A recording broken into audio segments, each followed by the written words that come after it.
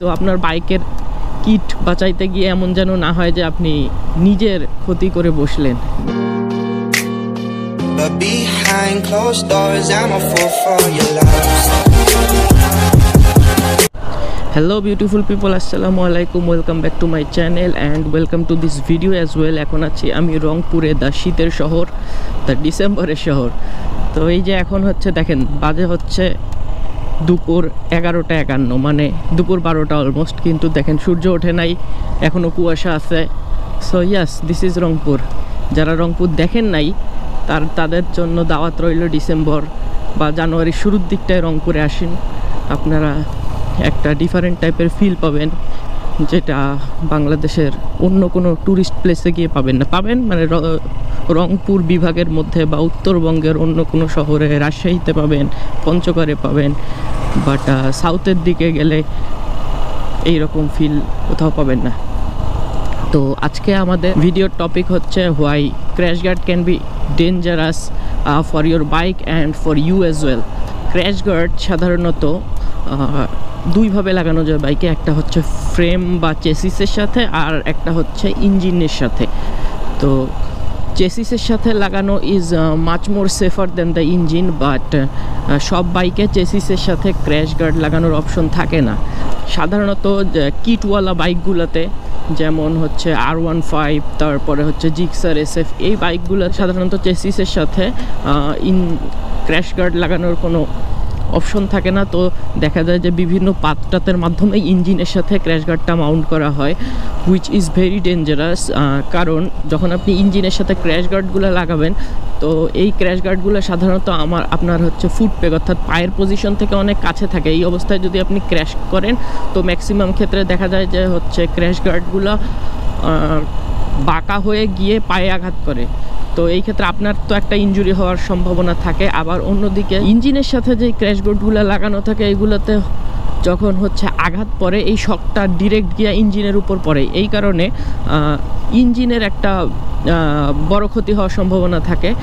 তো এই রকম অনেক পোস্ট দেখা গেছে, বাইরেও দেখা গেছে যে ক্র্যাশ করার পরে হচ্ছে ডিরেক্ট ইঞ্জিন ড্যামেজ হয়ে গেছে। ইঞ্জিন ড্যামেজ হইলে অথবা ইঞ্জিনের শেল ফেটে গেলে সেটা রিপেয়ার করা বেশিরভাগ ক্ষেত্রে সম্ভব হয় না। আমার কথাগুলো অনেক জড়তার সাথে হইতেছে, কারণ হচ্ছে আমি ঠান্ডায় কাঁপতেছি। তো আমি দুপুরবেলা আমি ভাবি নাই যে আমার এত বেশি ঠান্ডা লাগবে, আমি ঠান্ডায় কাঁপতেছি।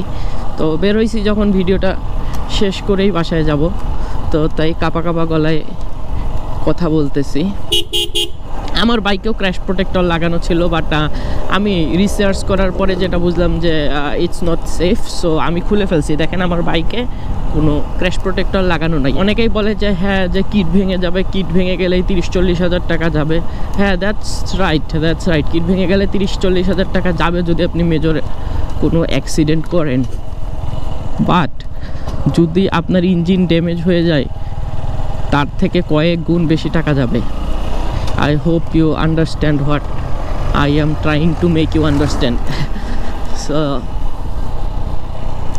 এই কারণে আমার কথা হচ্ছে যে হ্যাঁ, অ্যাক্সিডেন্ট যদি হয়, কিট যদি ভেঙে যায়, যাক, তারপরেও ইঞ্জিনের যেন কোনো ড্যামেজ না হয়। আর ইঞ্জিনের ড্যামেজের কথা বাদে দিলাম, কারণ টাকাটা সবার কাছে ম্যাটার করে না, বাট আপনার নিজের যদি কোনো ইনজুরি হয়ে যায়, দ্যাটস মেজর ক্ষতি।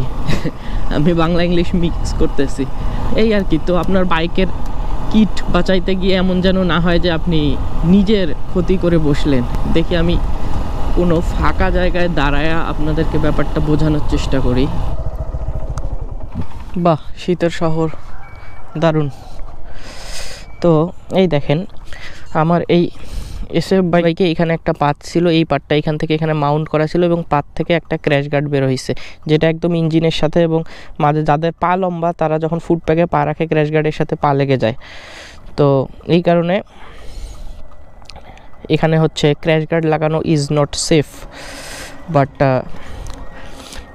আপনার যদি একটা নেকেড বাইক থাকতো, তাহলে ঠিক এই জায়গায় ফ্রেমের সাথে ক্র্যাশ গার্ড লাগানোর অপশন থাকতো, হুইচ ইজ সেফার। এই জন্য আমি সাজেস্ট করব যে কিটওয়ালা বাইকগুলোতে ক্র্যাশ গার্ড লাগাবেন না। লাগাইতে পারবেন কোন কোন বাইকের ক্ষেত্রে সেটা এখন আমি বলি। কিছু কিছু বাইক আছে যেগুলোতে হচ্ছে স্পোর্টস বাইক হওয়া সত্ত্বেও তার ফ্রেমের সাথে হচ্ছে কোম্পানি ডিফল্টভাবে ক্র্যাশ গার্ড লাগানোর অপশন দিয়ে দেয়। অনেক কোম্পানি আছে যারা স্টক বাইকের সাথে অ্যাডিশনাল হিসেবে ক্র্যাশ গার্ড অফার করে এবং ওদের বাইকগুলোতে ওই অপশন থাকে চেসিসের সাথে ক্র্যাশ গার্ড লাগানোর, যেমন ZX10R সম্ভবত থাকে, তারপরে হচ্ছে BMWতে থাকে। তো যদি আপনার বাইকে এইরকম হয় কোম্পানি নিজে থেকে ফ্রেমের সাথে ক্র্যাশ গার্ড লাগানোর একটা অপশন দিয়ে দিচ্ছে, then that's okay, you can go for that. But এই যে ইঞ্জিনের সাথে মডিফাই করে ক্র্যাশ গার্ড লাগানো, এটা সেফ না, এর কারণে বড় বড় দুর্ঘটনা হতে পারে। তো এইটা খুব ছোট একটা বিষয় হইলেও অনেক ইম্পর্টেন্ট। সো অনেক দিন থেকে ভাবছিলাম যে এটা নিয়ে একটা ভিডিও বানাবো, তো আজকে বলে ফেললাম। আমার কাপা কাপা গলার কারণে হয়তো বা ভিডিওটা অনেক বেশি বোরিং হয়েছে I guess, but it's important. And যারা এই পর্যন্ত দেখছেন আমার বোরিং ভিডিও তাদেরকে ধন্যবাদ। সাহেবগঞ্জ চলে আসছি, ও মাই গড, গল্প করতে করতে time to go back. So ভিডিওটা কেমন লাগলো জানাবেন, আমার কোথায় কোথায় ল্যাকিংস আছে, কীভাবে বুঝাইলে আপনারা আরও সহজভাবে বুঝতে পারবেন, এগুলো জানাবেন। I am trying to improve my communication skill, but I know এখানে অনেক গ্যাপ আছে। So yeah, so that's it for this video guys, and don't forget to live your dreams. You live only once. Bye bye.